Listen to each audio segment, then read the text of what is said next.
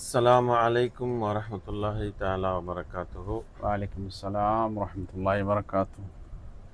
الحمد لله نحمده ونصلي على رسوله الكريم أما بعد وقد قال الله تعالى في القرآن العظيم ومحكم التنزيل. أعوذ بالله من الشيطان الرجيم. بسم الله الرحمن الرحيم. إن الله وملائكته يصلون على النبي يا أيها الذين آمنوا صلوا عليه وسلموا تسليما. اللهم صل اللهم على صل سيدنا على سيدنا محمد محمد وعلى وعلى آل آل سيدنا محمد محمد وبارك وسلم عليه. اللهم صل على سيدنا محمد وعلى آل سيدنا محمد وبارك وسلم عليه. اللهم صل على سيدنا محمد وعلى آل سيدنا محمد وبارك وسلم عليه. அல்ஹம்துலில்லாஹ். கண்ணியத்திற்குரிய அல்லாஹ்வின் நல்லடியார்களே, இன்று ஒரு இஸ்லாத்தினுடைய முக்கியமான ஒரு கடமை, ஒரு அமல், அதை பற்றி நாம் இன்னைக்கு பேச இருக்கிறோம். இது எந்த அளவுக்கு முக்கியமானதுன்னு சொன்னால், எப்படி நமக்கு சுவாசிக்கிறதுக்கு மூச்சு அவசியமோ இல்லையா ஜமானா, அந்த அளவுக்கு இந்த விஷயம் நமக்கு முக்கியமானது. ஆக அதை நம்ம எந்த அடிப்படையில் அதை நம்ம செய்யும்போது நம்மளுடைய அந்த அமலானது, அந்த செயலானது அல்லாஹ் பொருந்தி கொள்ளக்கூடியதாகவும் அதே நேரத்தில் அல்லாஹ் வெறுக்கக்கூடியதாகவும் ஆகும். ஏன்னா இதை குறித்து அல்லாஹ் தஆலா சொல்லி காட்டுறான். கியாமத் நாளில் ஒரு ஆலிம், ஒரு ஜிஹாத், ஒரு வேற யாரையும் கொடைவல்லாம் 3 பேரை குறித்து அவங்க செஞ்ச அமல்களை குறித்து சொல்லிட்டு அவங்க எல்லாம் சொல்லுவாங்க, யா அல்லாஹ் இதெல்லாம் நான் உனக்காக தான் செஞ்சேன் அப்படிம்பாங்க. சரியா? அவ வெளித்தோற்றத்தில் எல்லாருக்கும் எப்படி தெரிஞ்சிச்சு? அப்படிதான் தெரிஞ்சிச்சு அல்லாஹ்க்காக செய்கிறாங்கன்று. ஆனால் அவங்க மனதளவில் அதை என்ன செஞ்சாங்க? அவங்களுக்காக செய்யலை, அவங்கள பற்றி இந்த மக்கள் புகழணுங்கிறதுக்காக அவங்க செஞ்சுருக்காங்க. அப்போ இது ரொம்ப ரொம்ப முக்கியமானது. இன்னைக்கு நம்ம பேச போகிறது ஜிஹாத். ஜிஹாத் அப்படின்னு சொன்னால் என்ன? தியாகம் செய்கிறது. சரியா? தியாகம் செய்கிறது தான் ஜிஹாது. சரியா? இன்னைக்கு ஜிஹாது அப்படின்னு சொன்னால் இந்த இஸ்லாத்துடைய எதிரிகளோட சண்டை பிடிக்கிறது தான் ஜிஹாத் என்ற மாதிரி என்ன செய்கிறாங்க, நினச்சிக்கிட்டு தவறாக விளங்கிட்டு இருக்காங்க. அப்படி கிடையாது. சரியா? சரியா ஜமானா? இன்னைக்கு அப்போ இந்த ஜிஹாதை பற்றி கொஞ்சம் விளக்குங்க. ஜிஹாதுன்னா என்ன, அதில் எத்தனை வகையான ஜிஹாதுகள் இருக்குது, அதை எந்தெந்த மாதிரியெல்லாம் அது அன்றாட நம்ம அதாவது ஒரு சிலர் ஜிஹாதுக்குன்னு போய் ஆகணுமா, இல்லை நம்ம இருந்த இடத்துல இருந்துக்கிட்ட அந்த ஜிஹாதுங்கிறத செய்ய முடியுமா? சாதாரணமாக குடும்பத்தில் இருந்துக்கிட்டு வாழ்ந்துக்கிட்டு வியாபாரம் பண்ணிக்கிட்டு இருந்துக்கிட்டு நம்ம அந்த ஜிஹாதுங்கிற அந்த விஷயத்தை நம்ம செய்ய முடியுமா? அதை பற்றி கொஞ்சம் விரிவாக சொல்லுங்க. அல்ஹம்துலில்லாஹ். பேசிக்கலி பொதுவாகவே ஜிஹாது அப்படின்னு சொன்னோன்னா அதை பற்றின எப்படி இன்னைக்கு ஒரு சமூகத்துக்கு மத்தியில் எப்படி ஒரு அதை பற்றின ஒரு தவறான புரிதல் இருக்குங்கிறத ஃபஸ்ட்டு முதல்ல சொல்லிடுவோம்.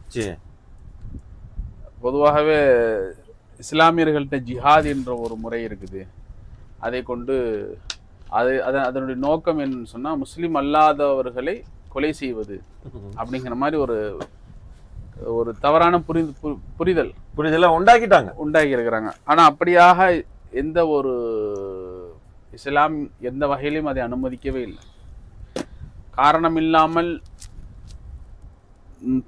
அதாவது முறையான காரணம் இல்லாமல் எந்த ஒரு உயிருக்கும் துன்புறுத்தல், சேதம் அளிப்பது தடுக்கப்பட்டது.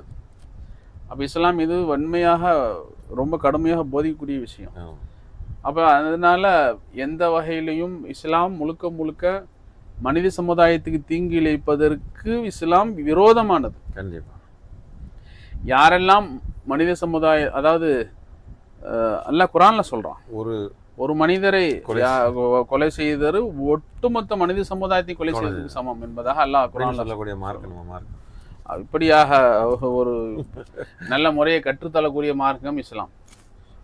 அப்ப அதே போல யார் ஒருவரை வாழ வைப்பாரோ அவர் ஒட்டுமொத்த மனிதனை வாழ ஆவார். ஒரு முஸ்லிமை கொலை செய்தவர் ஒட்டுமொத்த முஸ்லிமை கொலை செய்தவர்னு சொல்லல. ஒரு மனிதரை ஒரு மனிதன் சொல்லும்போது அவர் முஸ்லிமா இருக்கட்டும், யாரா இருக்கட்டும், எவராவும் இருக்கட்டும், முஸ்லிமா இருக்கட்டும், முஸ்லிம் அல்லாதவரா இருக்கட்டும், அதே போல ஒரு மனிதரை வாழ வைத்தவர் தான் சொல்றாங்களே வழியே ஒரு முஸ்லிமை வாழ வைத்தவர்னு சொல்லல. அப்ப அவர் முஸ்லிமான மனிதரை வாழ வைத்திருந்தாலும் சரிதான், முஸ்லிம் அல்லாத எவரை வாழ வைத்திருந்தாலும் சரிதான். அப்ப இப்படியான ஒரு முறையை கற்றுத்தரக்கூடிய மார்க்கம் இஸ்லாமிய மார்க்கம். அதனால இஸ்லாத்திற்கும் தீவிரவாத முறைக்கும் பொதுமக்களுக்கு தீங்கு விளைவிக்கக்கூடிய எந்த ஒரு வகையிலேயும் இஸ்லாம் அதை அனுமதிப்பதும் இல்லை, அதற்கு பெயர் ஜிஹாதும் இல்லை. இன்னும் அப்படியான நடவடிக்கைகளை யாரெல்லாம் மேற்கொள்றாங்களோ அவங்க இஸ்லாத்தினுடைய பார்வையில இஸ்லாமிய இதுக்கு அப்பாற்பட்டவர்கள் என்பதாகத்தான் இஸ்லாம் சொல்லுது.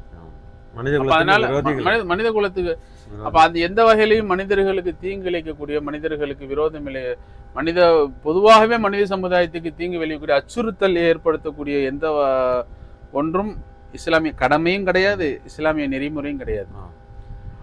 அதனால இப்ப ஜிஹாத் என்ற அந்த பேருன்னு சொன்னா இஸ்லாம் ஜிஹாதுங்கிறது எதை ஜிஹாதுன்னு சொல்லுது அப்படின்னு இஸ்லாமிய அடிப்படை விஷயங்கள் எல்லாத்தையுமே இது இஸ்லாமிய நடைமுறைகளை ஒரு மனிதன் ஃபாலோ பண்ணும்போது அவன் தன் வாழ்க்கையில அவனுக்கென்று சுய விருப்பங்கள் இருக்கும், அவனுக்கென்று சில அதாவது இஸ்லாமா தன்னுடைய சுய விருப்பமா, தன்னுடைய இஸ்லாமா தன்னுடைய குடும்பமா, அதாவது ரொம்ப பெரிய விஷயங்களை கற்பனை பண்ண வேணாம், சின்ன சின்ன விஷயங்கள்லையும் இஸ்லாமா தன்னுடைய சுய விருப்பமா அப்படிங்கிற நிலை வரும்போது இவன் தன்னுடைய விருப்பத்தை இஸ்லாத்திற்காக அவன் குழி தோண்டி புதைப்பான். ஏனால் அவன் ஜிஹாது, அவன் ஒரு வகையில முஜாஹித், அவன் ஜிஹாது செய்தவனை போல அவன் இதுக்கு பேர் தான் தியாகம்னு சொல்றது. எல்லா வகையிலையுமே இப்போ ஒரு மனிதர் வெளிநாட்டுல போய் சம்பாதிக்கிறாரு, வெளிநாட்டுல போய் சம்பாதிக்கும் போது அவர் அதற்காகவே பல இன்னல்களை சந்திக்கக்கூடிய சூழ்நிலைகள் நேரிடுது. தன் மனை மக்களை பிரியறாரு, தன் பிள்ளைகளுடைய அன்பை பிரியறாரு, தன் பிள்ளைகள் வளர்ப்பை கூட இருந்து பார்க்க முடியாம ரொம்ப தூரம் அங்க போய் ஏகப்பட்ட எண்ணற்ற இன்னல்களை என்ன செய்யறாரு, அவர் சந்திக்கிறாரு. அவர் வேலை செய்யற இடத்துலயும் சரி, அவர் அப்ப இதையெல்லாம் அவர் எதற்காக சகித்துக் கொள்ளுகிறார்?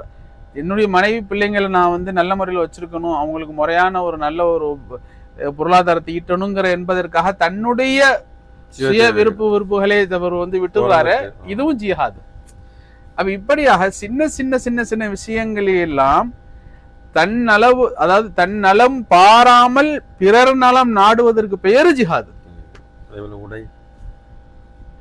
அப்புறம் உடையுடைய விஷயத்திலையும் என்னது, எப்படி வேணாலும் உடுத்தலாம் அப்படிங்கிறது ஒரு எல்லாத்துக்கும் பொதுவா.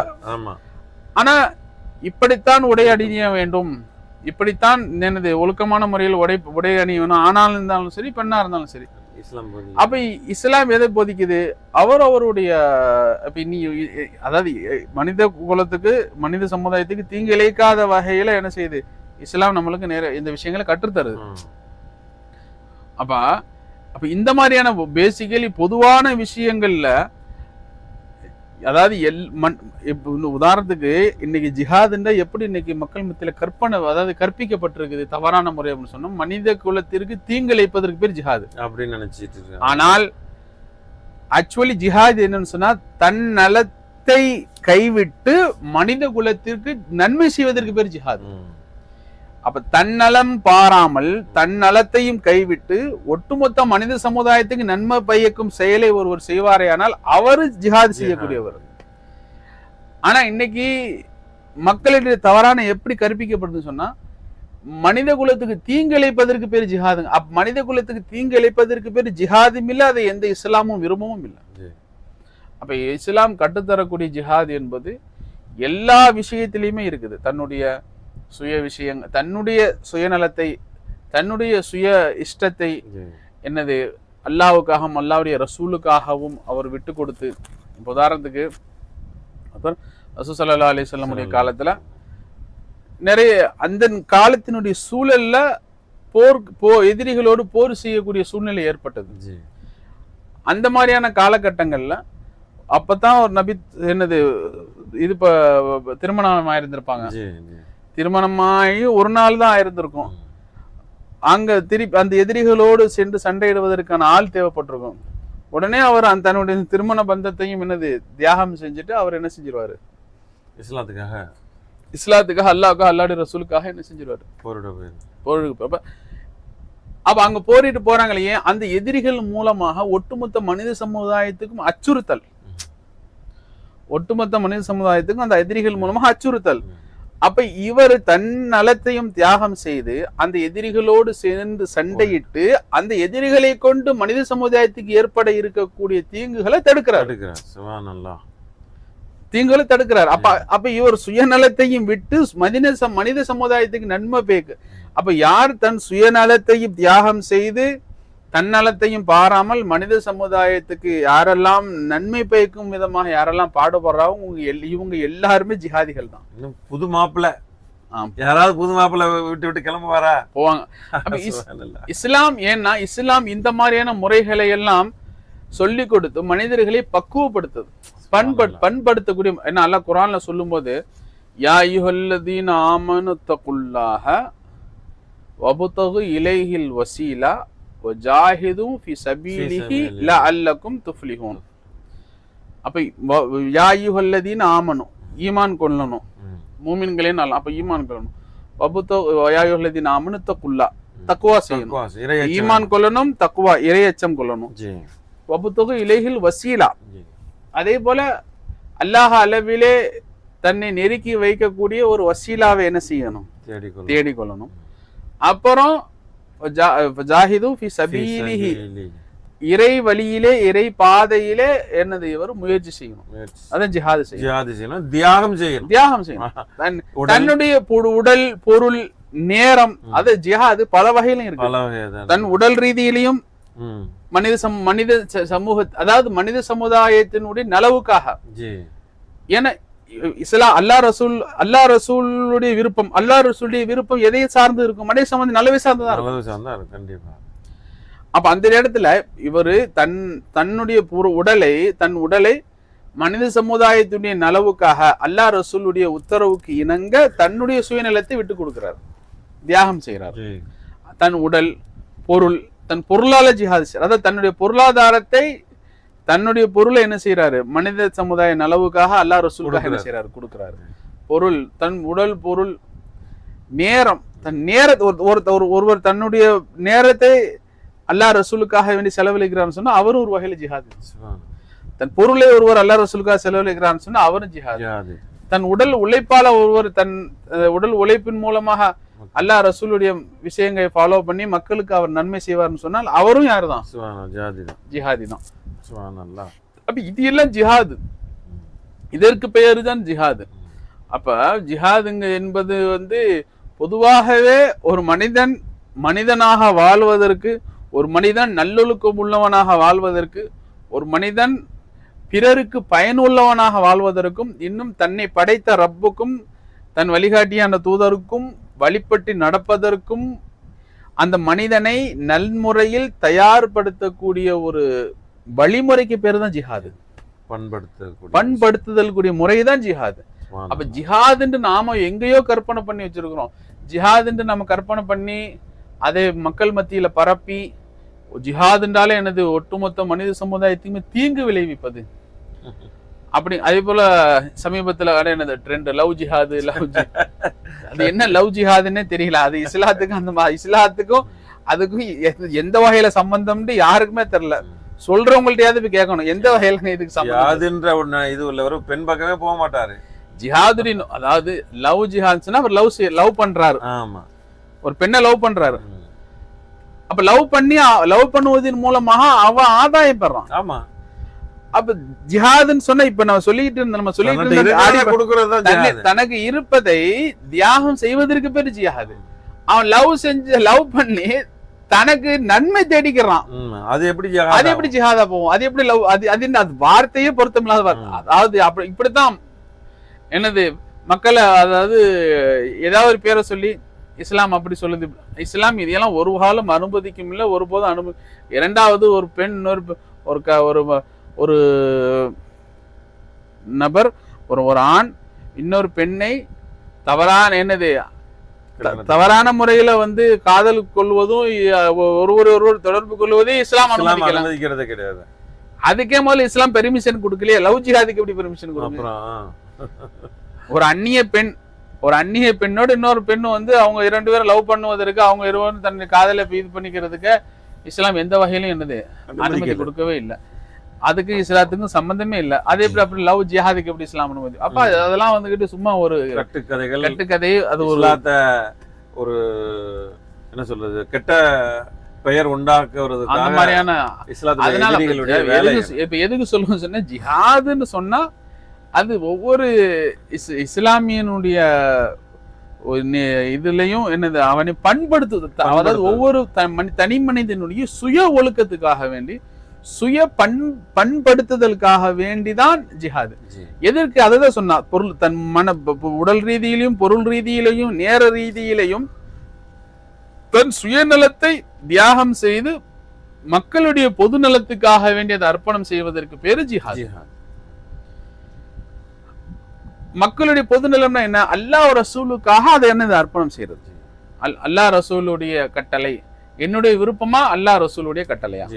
என்னுடைய விருப்பம், என்னுடைய சுயநலமா, அல்லாஹ் ரசூலுடைய விருப்பமா?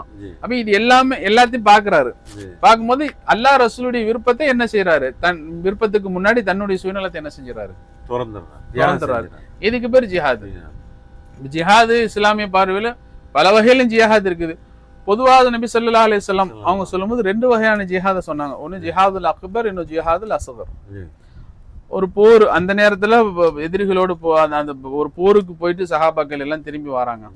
திரும்பி வரும்போது ஸல்லல்லாஹு சொல்றாங்க, ரஜானா மினல் ஜிஹாதில் அஸ்கர் இல ஜிஹாதில் அஸ்கர் அப்படின்னா ஜிஹாதில் அக்பர். அதாவது நம்ம சிறிய போரிலிருந்தும் சிறிய ஜிஹாதிலிருந்தும் திரும்பி பெரிய ஜிஹாத் பக்கம் போயிட்டு இருக்கோம். அப்ப சஹாபாக்கள்லாம் கேக்குறாங்க, யார சொல்லலாம், மனிதன் இறந்து, அதாவது வாளால் வெட்டுப்பட்டு மக்கள் மனிதன் தன்னுடைய உடலை தியாகம் சல்லடையாயிருச்சு. அப்படிப்பட்ட இதுக்கு பேரு ஜிஹாது சின்னதுன்னு சொன்னா, பெரிய ஜிஹாதுன்னா அது என்ன? அவ சொன்னாங்க, அதுதான் உங்க நஃப்ஸோடு போராடுறது. உங்களுடைய சுய இச்சை, மன இச்சையில் நஃப்ஸ்ல போராடுறதுக்கு, ஆன்மாவோடு போராடுவதுதான் என்னது?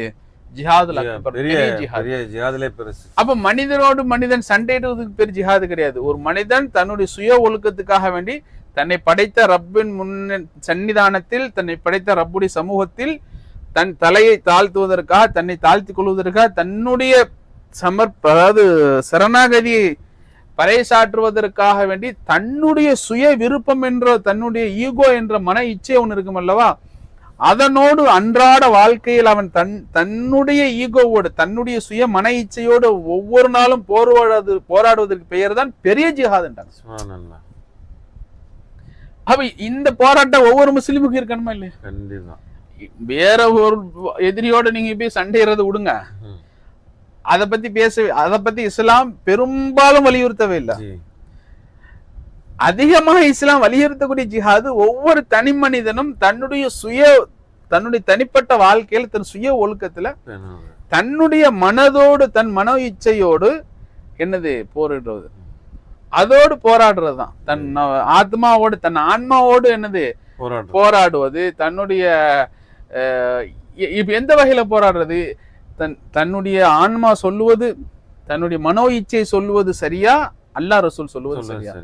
அல்லாஹ் ரசூலுடைய உத்தரவுக்கும் அல்லாஹ் ரசூலுடைய கட்டளைக்கும் அது மாறு செய்யுதுன்னு சொல்லுது. அதாவது சினிமா பார்க்கணும்னு சொல்லுது மனோ இச்சை, ஆனா அல்லாஹ் ரசூலும் அந்நிய பெண்ணை பார்க்கறத தடுத்துருக்காங்க. மது அருந்த சொல்லுது மனோ இச்சை, அல்லாஹ் ரசூல் மது இருந்து தடுத்திருக்கிறாங்க. விபச்சாரம் செய்ய சொல்லுது மனோ இச்சை, அல்லாஹ் ரசூல் விபச்சாரம் செய்ய தடுத்திருக்கிறாங்க. அப்ப இந்த நேரத்துல இந்த விருப்பம் ஏற்படும் போது உன்னுடைய விருப்பத்தை, மனோ இச்சையை நீ தியாகம் செய்து அல்லாஹ் ரசூலுடைய விருப்பத்தை உன் சிறமேற்கொண்டு செயல்படும் போது இப்ப நீ உன் மனதோடு போரிட்டு நீ என்ன செய்யற? ஜிஹாது செய்யறான். பெரிய ஜிஹாத். இதுக்கு பேரு பெரிய ஜிஹாதுன்றாங்க. அப்ப இந்த பெரிய ஜிஹாது ஒவ்வொரு முஸ்லீமும் தன் வாழ்நாளில் செய்ய வேண்டிய ஜிஹாது. செஞ்சுக்கிட்டே இருக்கணும், மரணம் செஞ்சுக்கிட்டே, வாழ்க்கையில தன் மரணம் வரை செஞ்சுக்கிட்டே இருக்கணும். அப்ப செஞ்சுக்கிட்டே இருக்க இவருக்கு இன்னைக்கு ஜிஹாதின் பெயராக கட்டுக்கதை கட்டிட்டு வச்சிருக்கிறாங்கல்ல, அந்த ஜிஹாதை இவரால கற்பனை கூட பண்ணி பார்க்க முடியாது. இவர் எப்ப தன்னையே, தன் மனநிலையே, தன்னுடைய மனோ இச்சையவே அவர் அங்க அந்த இடத்துல அல்லாஹ்வுடைய விருப்பத்துக்கு முன்னாடி அவர் அதை அடக்கி அதை தியாகம் செய்து வாழ பழகிட்டாரோ, இவர் வெளிரங்கத்துல மற்ற மனிதருக்கு போய் எப்படி அவர் போய் துன்பம் தெரிவிப்பார்? எப்படி மற்ற மனிதர்களை காரணம் இல்லாம எப்படி மற்ற மனிதருக்கு துன்பம் கொடுப்பார்? ஆகையினால ஜிஹாதுடைய கான்செப்ட் இஸ்லாம் அந்த ஜிஹாதுக்கு கொடுக்கக்கூடிய டெஃபினிஷனே வேற, மற்றவர்கள் அதற்காக கொடுக்கக்கூடிய டெஃபினிஷனே வேற. என்ன இஸ்லாத்தின் பெயரால் உள்ள காழ்ப்புணர்வா என்னன்னு தெரியல, சில பேர் கட்டவிழ்த்து விட்டு இருக்கிறாங்க. ஆனா இஸ்லாம் அதை ஒரு காலம் ஆதரிக்கும் இல்லை. இஸ்லாத்தினுடைய ஜிஹாதுக்கு இஸ்லாம் எந்த ஜிஹாதை போதிக்குதோ அது இந்த ஜிஹாது கிடையாது என்பதை சொல்வது ஒவ்வொரு முஸ்லீம் மீது கடமை. நம்மளுடைய கடமையா இருக்கணும். நாம அதற்கான விளக்கத்தை கொடுக்கிறோம். ஏன்னா எல்லாரும் தெரிஞ்சுக்கணும், இது இஸ்லாம் எந்த வகையிலையும் தீவிரவாதத்தையோ டெரரிஸ்டையோ அதாவது தீவிரவாத தன்மையோ எதையுமே இஸ்லாம் ஒரு காலம் ஆதரிக்கும். அன்பையும் பக்தியையும் சமாதானத்தையும் போதிப்பதற்கு பேர் இஸ்லாம் என்றாலே அம்னு தான், சமாதானம், பீஸ். இஸ்லாம் என்றாலே பீஸ் தான். இன்னொன்னு இஸ்லாம் என்றாலே தஸ்லீம். தஸ்லீம்னா சரணாகதி.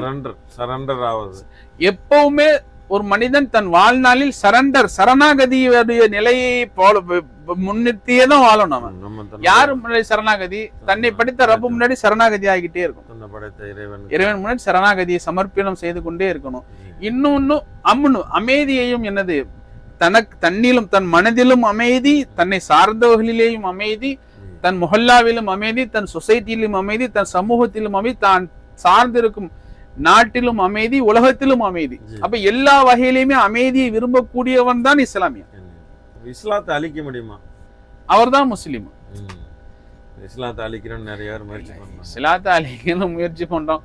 அந்த மாதிரி நிறைய பேருடைய வரலாறு பார்த்து வந்துட்டோம். இன்னதீன இந்தல்லாஹில் இஸ்லாம். நிச்சயமாக மார்க்கம் என்பது எல்லா இடத்துலயும் இஸ்லாம். அப்ப இஸ்லாம்ங்கிறது நம்முடைய மார்க்கம் இல்லாத அவனுடைய மார்க்கம். அவனுடைய மார்க்கத்துக்கு பாதுகாவலன் அவன் பாதுகாத்துட்டுவான். அதனால எதற்கு அல்லாஹ் பொறுப்பெடுத்துக்கிட்டானோ அதை யாருக்கு தொட முடியும்? இஸ்லாத்தை அடிக்கலன்னு சொல்லிட்டு எத்தனையோ பேர் வந்தாங்க. அவங்களோட நிலைகள்லாம் எனக்கு கடைசி இந்த ஆரம்ப சரித்திரம் எடுத்து பார்த்து சொன்னா குறைஷி குஃபார்கள் வந்தாங்க. பெருமானாருடைய ஏகத்துவ பிரச்சாரத்தினுடைய தொடக்க காலத்திலேயே எவ்வளவு இன்னல்கள் கொடுத்தாங்க, எவ்வளவு சிரமங்கள் கொடுத்தாங்க. அப்புறமா அவங்க நிலைகள் என்னாச்சு உலகம் வரலாறு அறிந்தது. சமீப காலங்கள்ல மங்கோலியர்கள் என்று சொல்லக்கூடிய முகல்ஸ் அவங்கெல்லாம் இஸ்லாத்தை அழிக்க சின்ன பின்னம் ஆக்கணுங்கிற முடிவுலதான் வந்தாங்களே. கடைசியில அவங்களே இஸ்லாமிய போதனைகளாலும் இஸ்லாமிய நெறிமுறைகளாலும் வரலாறு சுருக்கமா ஈர்க்கப்பட்டு அதை என்ன செஞ்சாங்க, மாத்திக்கிட்டாங்க. இஸ்லாத்தை பரப்புறதுக்கு கடைசியில் அவங்களும் பரப்பாங்க. இப்ப நம்ம நாட்டுல இந்தியால கூட முகலாயர்கள் அவங்க மங்கோலியர்கள் தான் அவங்க கடைசியில வாழ்ந்து இஸ்லாமிய சாட்சிகளை இஸ்லாத்தை இந்தியாலேயே விட்டுட்டு போனாங்க. ஏற்கனவே அவங்க இஸ்லாத்துக்கு வர்றதுக்கு முன்னால அவங்களுடைய வாழ்க்கை முறையே வேற மாதிரி இருந்துச்சு. போற இடமெல்லாம் கொலை செய்யறது, கொலை செஞ்சு எரிக்கிறது அப்படி. ஆனா இஸ்லாத்தை ஏற்றுக்கொண்டதுக்கு அப்புறம் அவங்க எங்கெல்லாம் போறாங்களோ அங்கெல்லாம் அன்பை சமாதானமாக்கிட்டு போறாங்க. சமாதானத்தையும் அவங்களுடைய அந்த என்ன சொல்றது அந்த சின்னங்களை விட்டுட்டு போறாங்க. இன்னைக்கு இந்தியாவில எத்தனையோ சின்னங்கள் அவர்கள் சின்னங்கள் இருக்கு. அந்த மாதிரி அப்ப இஸ்லாம்லாம் இஸ்லாத்தை அது அல்லாஹ்வுடைய மார்க்கம், யாரும் அழிக்க முடியாது. அது அவனுடைய இதை யாரு அப்படி யாரு முயற்சி பண்ணாம சொன்னா முயற்சி வேஸ்ட். அவங்க அழிஞ்சிருவாங்களே வழியா இஸ்லாம் அழியாது. அந்த முயற்சி வீணான முயற்சி தான். ஏகப்பட்ட பேர் எத்தனையோ ஃபிரௌன், எத்தனையோ ஹாமான், எத்தனையோ பேரை பார்த்துட்டாங்க. இது பார்த்துருச்சு எத்தனையோ பேரை பார்த்த. அதனால அது எந்த வகையிலையும் சாத்தியம் கிடையாது. அப்ப ஜிஹாது என்பது ஒவ்வொரு மூமினும் இஸ்லாமியனும் அவசியம் தெரிஞ்சுக்க வேண்டிய இது. முஸ்லிம் அல்லாத சகோதரர்களும் இஸ்லாத்தில் ஜிஹாத் என்ற அந்த கேட்டகரி என்னன்னு அவசியம் தெரிஞ்சுக்கிறதுக்கு இப்ப இது ஒரு இது கொஞ்சம் கூடுதலா இருந்திருக்கும்னு நினைக்கிறேன். கண்டிப்பா இன்ஷா அல்லாஹ் அல்லாஹ் தஆலா இதை கொண்டு உலகத்துல அமைதியை ஏற்படுத்திடும், எல்லா மக்களும் சுபிச்சமாக நலமாக எல்லோரும் சந்தோஷமாக வாழணும் என்பதுதான் இஸ்லாம். கண்டிப்பா எல்லா இடத்திலும். அப்ப இஸ்லாம் என்றாலே அமைதி. அந்த அமைதி எங்க இருந்து துவங்கணும்? ஒவ்வொரு தனி நபர், ஒவ்வொரு தனிப்பட்ட மனிதனுடைய உள் மனதிலிருந்து தொடங்கணும். ஒரு சிலர் நினைக்கிறாங்கல்ல இஸ்லாத்தை வந்து திணிக்கிறாங்க. திணிப்புலாம் எங்க? இஸ்லாம் திணிக்கப்பட்டு தான் இது ஒன்று சொன்னீங்க, இது பண்ணு சொன்னாங்க. உலகம் இஸ்லாம் எல்லாம் இருந்து அப்படிதான் சொல்லப்படுதா குர்ஆன்ல? இஸ்லாம் வந்து திணிக்கப்பட்டு வருவதுக்கு பேர் இஸ்லாமே கிடையாது. அல்லாஹ் குர்ஆன்ல சொல்லுது லா இக்ராஹ ஃபித் தீன்ன்றான்ல. தீன்ல இந்த மார்க்கத்துல நிர்பந்தம் என்பது கிடையவே கிடையாது. விருப்பப்பட்டா ஏன் நிர்பந்திக்கப்பட்டு இஸ்லாம் நிர்பந்திக்கப்பட்டு ஒருவனுடைய உள்ளத்துல வருவது பேர் இஸ்லாம் கிடையாது.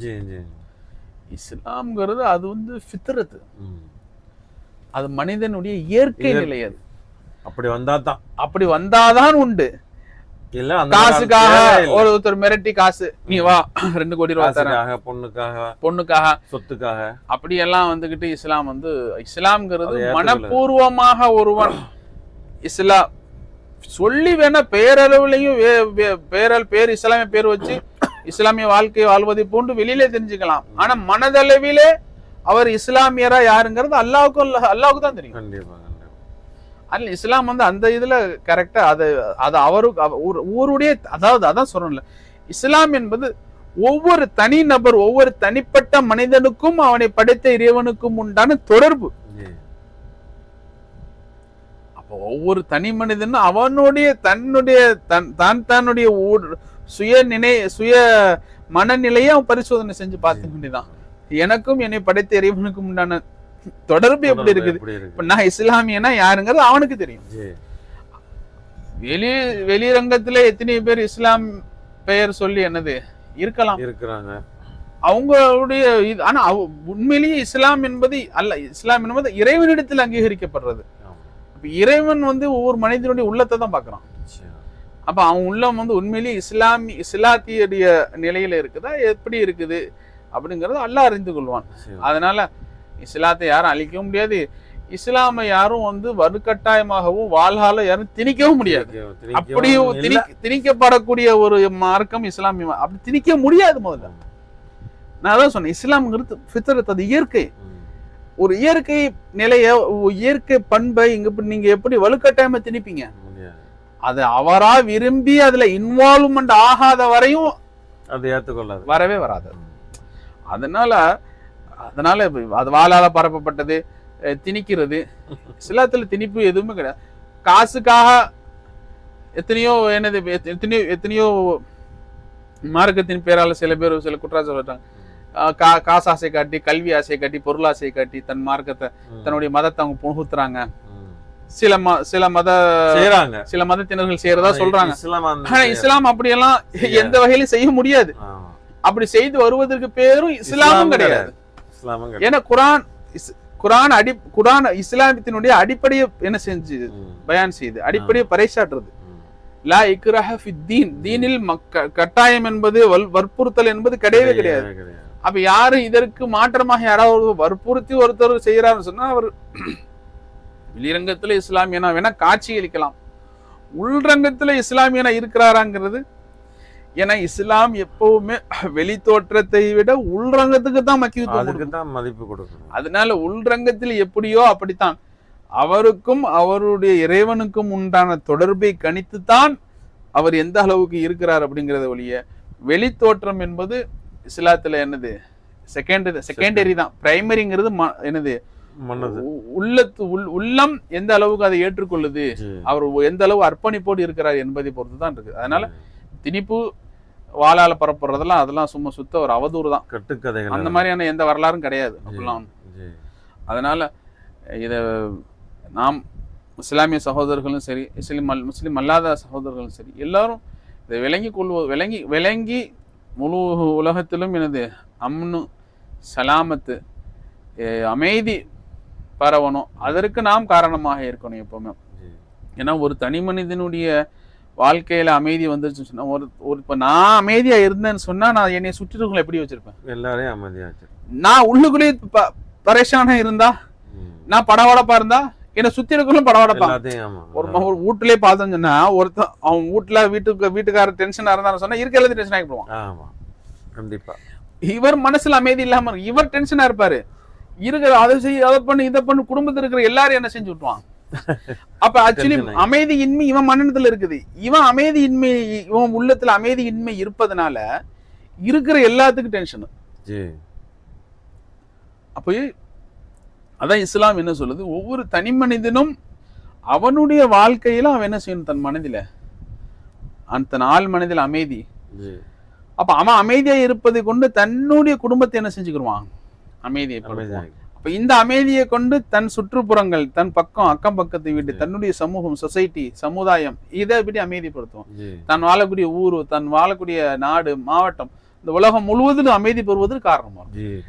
இதைத்தான் இஸ்லாம் போதிக்குதே ஒழிய அமைதியின்மையை அமைதியின்மையை உண்டு பண்ணும் விதமாகவும் மக்களுடைய அமைதிக்கு சீர்வு குலைக்கும் விதமாகவும் பொதுமக்களுடைய பொருளுக்கோ உயிருக்கோ அச்சுறுத்தல் ஏற்படும் விதமாகவும் நடக்கக்கூடிய எதையும் இஸ்லாம் ஒரு காலம் விரும்புறதும் இல்லை, அதை அங்கீகரிப்பதும் இல்லை. அதற்கு இன்னும் சொல்ல போனா அதற்கு எதிராகத்தான் போர்க்குறி தூக்குது. ஏன்னா நாம இஸ்லாம் பெயர்லயே சொல்லுது அமைதி அமைதிங்கிறது என்ன சொல்லுது, சொல்லிட்டே இருக்குது. சமாதானம் அமைதி, சமாதானம் அமைதின்னு சொல்லிட்டே இருக்குது. இஸ்லாம்னு சொன்ன உடனே அங்க என்ன வந்துருது முன்னாடி, சமாதானம் அமைதி. அதே போல இன்னொரு விஷயம் அதையும் சொல்லிடுவோம். இஸ்லாமியர்கள் ஒரு இஸ்லாமியர்கள் இன்னொரு இஸ்லாமியர்கள் சந்தித்து கொண்டாலே முகம்மன் குறிக்கிறாங்க, அஸ்ஸலாமு அலைக்கும் வலைக்கும் அஸ்ஸலாம் ரஹ்மத்துல்லாஹி வபரகாத். இதுவே என்னன்னு சொன்னா உங்களுக்கு சலாம், உங்களிலே அமைதி உண்டாகட்டும். அப்ப இஸ்லாம் அமைதி விரும்புது. தன்னை சந்திக்க வருபவரிலையும் அமைதி உண்டாகணும்னு சொல்லுது. அவர்கள் அமைதி உண்டாயிடுதுன்னு சொன்னா அவரை சார்ந்த அவருடைய குடும்பம், அவருடைய சொசைட்டி, அவர் சார்ந்து இருக்கக்கூடிய சமூகம் எல்லாம் அமைதி பெற்றோம். ஆக இப்படியாக ஸல்லல்லாஹு அலைஹி வஸல்லம் சொன்னாங்க. ரஃப்துஸ் என்னது, அதாவது அதாவது சலாத்தை பரப்புங்கள், சலாத்தை பரப்புங்கள், அமைதியை பரப்புங்கள். ஒருவருக்கு சலாம் சொல்லிக்கிறீங்க, சலாம் சொல்ல சலாம் சொல்ல சலாம் சொல்ல அப்ப முழு சமூகமும் முழு சமுதாயமும் முழு நாடும் முழு உலகமும் சலாமத்து பெறுது, அமைதியை பெறுது, சலாமத்தை பெறுது. ஒவ்வொரு மனிதனும் அந்த அமைதியை தேடிதான் முயற்சி பண்றாங்க, அமைதியை தேடிதான் உலகம் எல்லாம் முயற்சி பண்றாங்க. அப்ப அந்த அமைதி இஸ்லாம் சொல்லுது. அதனால அமைதியின்மைக்கு அதாவது அந்த அமைதிக்கு மாற்றமாக இருக்கக்கூடிய எந்த விஷயத்தையும் இஸ்லாம் ஆதரிக்கவில்லை, அனுமதிக்கவில்லை. அதற்கு பேரு ஜிஹாதும் இல்லை என்பதை நாம ஒவ்வொரு முஸ்லீமும் மூமின் விளங்கிக்கணும், மற்ற எல்லோரும் விளங்கிக்கணும். அல்லாஹ் நம்ம அனைவருக்கும் தௌஃபீக் செய்வானா. ஒரு சின்ன விளக்கம் தான் ஜிஹாதுக்கானது. இன்னும் எவ்வளவு விளக்கம் இது போலாம். பொதுவாக ஜிஹாதுக்கு குர்ஆன் ஆயாத்துகள் அடிப்படையிலும் ஹதீஸ்கள் அடிப்படையிலும் நீண்ட விளக்கங்கள் இருக்கு. இது சும்மா நம்மளுடைய ஒரு எக்ஸ்பீரியன்ஸை வச்சு ஒரு உரையாடல் தான், ஒரு சின்ன ஒரு கருத்து, நம்மளுடைய சின்ன ஒரு ஒப்பீனியன் தான். ஒப்பீனியன் அடிப்படையில் சொல்லப்பட்டது. ஜிஹாத் என்பதற்காக வேண்டி தஹத்துல் குர்ஆன் வல் ஹதீஸ் சுன்னாவுடைய அடிப்படையிலும் குர்ஆனுடைய அடிப்படையிலும் அது பெரிய நீண்ட விளக்கங்கள் இருக்குது. அதுக்குள்ள விளக்கங்கள் இது சின்ன ஒரு நமக்கு பயன்படக்கூடிய விஷயங்கள் இதில் நம்ம வந்து தெரிவிச்சிருக்கோம். இன்ஷா அல்லாஹ் அல்லாஹ் நம்ம நேரம் தௌஃபீக் செய்வானாக. ஆமீன். உலகம் முழுவதும் அல்லாஹ் தஆலா அமைதியையும் உலக மக்கள் அனைவரும் அல்லாஹ் தஆலா சாந்தி சலாமத்தோடு வாழ அல்லாஹ் தௌஃபீக் செய்வானாக. ஆமீன். வாஹிர் தவானா அல்ஹம்துலில்லாஹி ரப்பில் ஆலமீன். அஸ்ஸலாமு அலைக்கும் வரஹ்மத்துல்லாஹி வபரகாத்துஹு. வலைக்கும் ஸலாம்.